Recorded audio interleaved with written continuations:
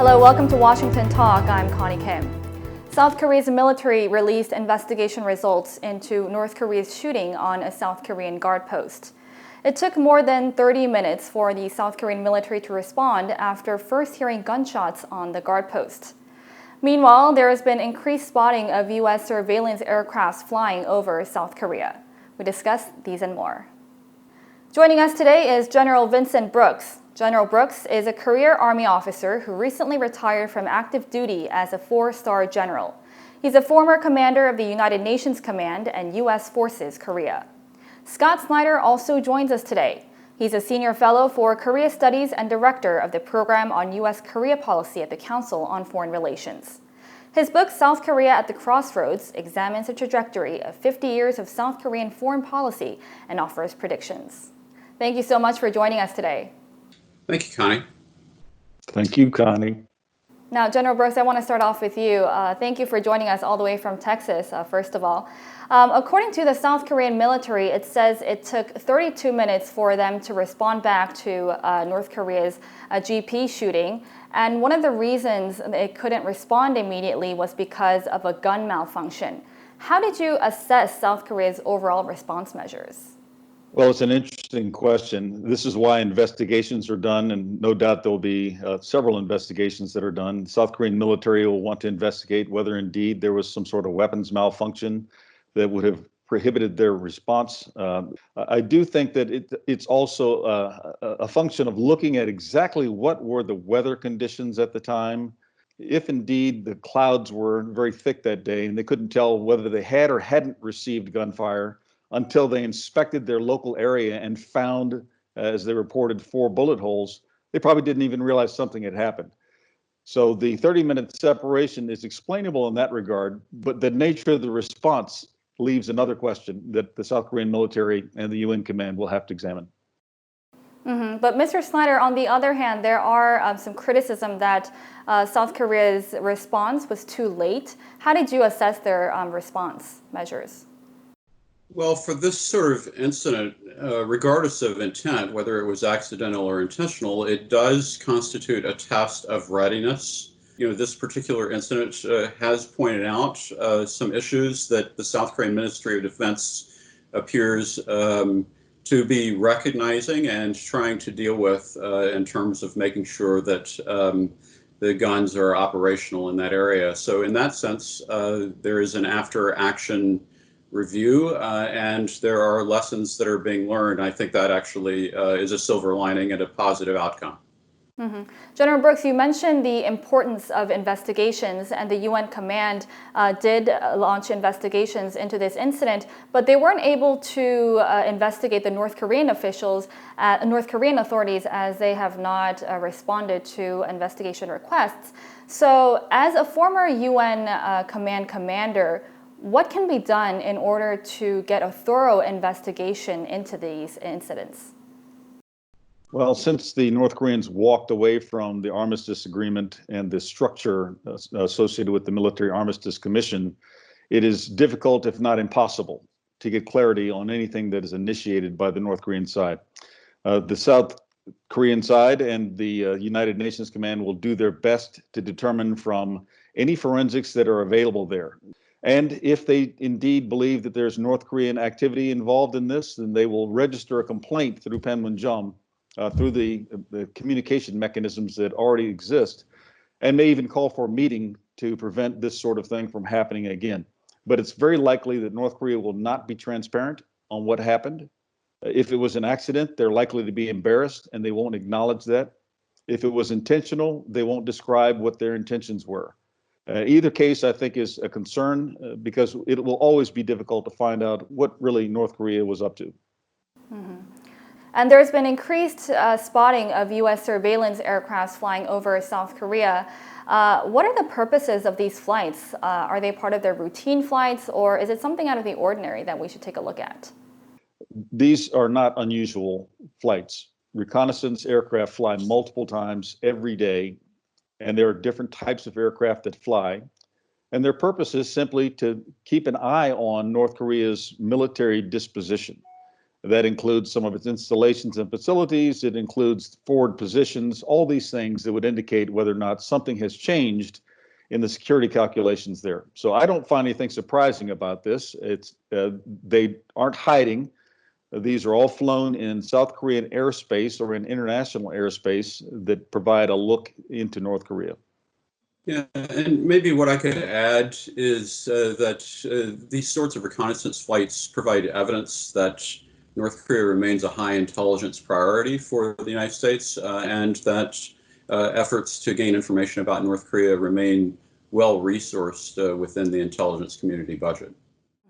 So, General Brooks, you did mention that they fly multiple times over South Korea. This is nothing unusual, but the reason why these surveillance aircrafts are being spotted is because they fly with these transponders on, knowing that they will be spotted. So, is there some kind of intent behind this? Is there some kind of message they want to send to North Korea? No, it's a matter of transparency, honestly. If they wanted to conduct an operation where they were more deceptive and were not able to be observed, then they would do that. And so having the transponders on is a matter of transparency. There are flights that happen every day. It's not a secret. North Korea knows about these flights. And sometimes it's very important when there's the intention of collecting information, but not the intention of provoking, to be as transparent as possible so that there's not a miscalculation by South Korea or North Korea. And by the way, South Korea flies many of these reconnaissance missions themselves. Mr. Snyder, but didn't we see these increased spottings of surveillance aircraft activities, especially when there were tensions risen on the Korean Peninsula? Well, certainly there were, publicized reconnaissance flights that were conducted in coordination with rising tensions in 2017.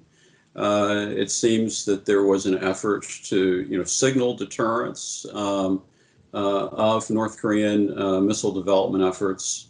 But at this point, I would say that we're in a regime where that appears to have been relaxed along with the revised exercise regime.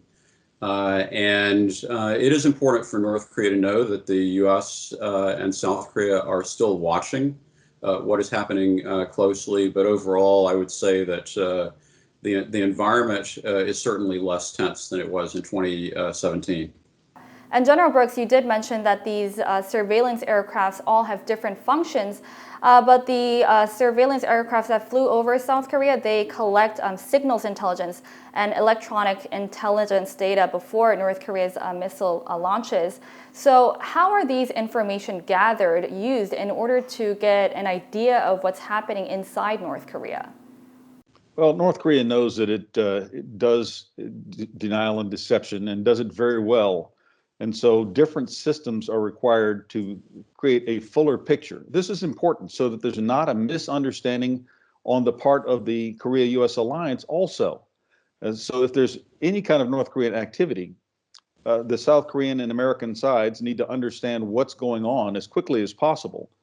And Mr. Snyder, as a North Korea watcher, what are some of the things that we should be looking at politically and socially while we looked at some military aspects? Well, the main area, I think, of focus right now that is of immediate concern is related to whether or not North Korea is facing a hard currency crisis in the context of facing both the externally imposed pressures related to sanctions and the internally imposed challenges related to quarantine. And I think that this actually might be the most serious challenge that the North Korean leadership is facing at this moment. And so we have to watch carefully whether or not there are additional evidences of distress or potential emerging economic instability in North Korea associated with the evidence of hard currency crisis. And North Korea has always responded very sensitively to the U.S. ROK military exercises. Now, the military exercise in February has been postponed due to the pandemic, and a lot of these joint exercises have been scaled back to support diplomacy. There have been continued concerns of whether this is going to impact the readiness level. General Brooks, is this concerning for you? Well, certainly. anytime readiness is eroded, that's always a concern. I would tell you that military commanders are paid to find creative ways to maintain readiness. I have no doubt that General Abrams and his counterparts on the South Korean side are all doing what they can to maintain whatever readiness they can.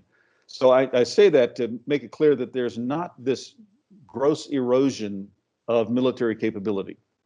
There are minor losses in military capability, and sometimes those can be restored by other events and activities. This is a command post exercise, for example, and it exercises some of the decision-making processes, some of the interfaces with higher levels of government in the US and South Korea.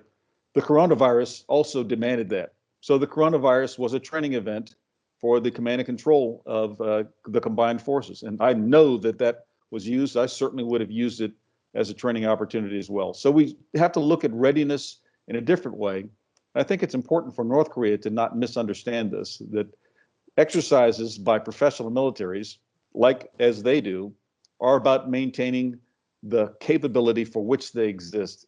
The challenge of the pandemic itself provided opportunities to test coordination between USFK and South Korean government authorities. And so in that respect, it has been an important opportunity to learn additional lessons and to enhance coordination. And before we go, I want to briefly touch upon the ongoing military burden sharing cost negotiations. It's been reported that South Korea offered 13% increase from the previous year, and the U.S. has offered a 49% increase from the previous agreement. So it seems like the two sides are still wide apart, and there are concerns that this may drag out until the U.S. presidential elections. Do you share the same concern? We are at an interesting juncture in terms of this particular negotiation. In order for the gap to be closed, I think that we're going to have to use a strategy that is not focused solely on transactionalism.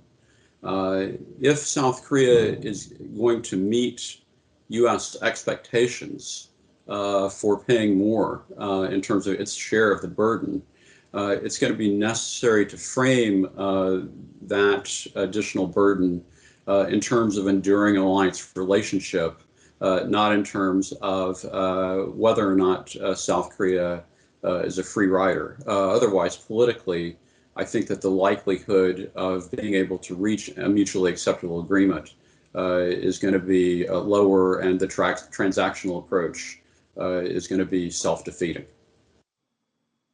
I certainly agree with Scott's view on this. I'm very concerned about the transactional approach and the fundamentally nationalistic approach being taken by both governments. Alliances fundamentally require a subordination of national self-interest in exchange for collective interest. And this has been reversed in recent years. I just hope that the two governments don't lose sight of those deep core matters of the Korea-U.S. alliance. I don't think that the alliance is coming apart here by any means. I believe that this approach to making an agreement is what is at stake. The alliance has been through numerous challenges and has had frustrations like any relationship would, and they always stick together. So I'm confident that they'll work their way through this, but it does have potential to be protracted for a longer period of time, with the three elections really being the relevant ones: the most recent general election for the Korean National Assembly, the upcoming U.S. General election that will include election for the President of the United States, and then in 2022, the elections for general elections in South Korea that will include electing the President of the Republic of Korea. All of these are factors now because of the political nature of what had previously been fundamentally a military support agreement. And it now is a much more politicized decision. And a lot of experts have said that this situation where there's a current row between the US and South Korea on the military burden sharing cost is something that North Korea is likely to welcome. So we definitely hope to see a compromise between the two sides that will benefit both sides as well. Thank you so much, General Brooks and Mr. Snyder, for joining us today. Thank you, Connie. Thank you. That does it from all of us here at VOA's Washington Talk. Thank you for joining. Join us again next week. Goodbye.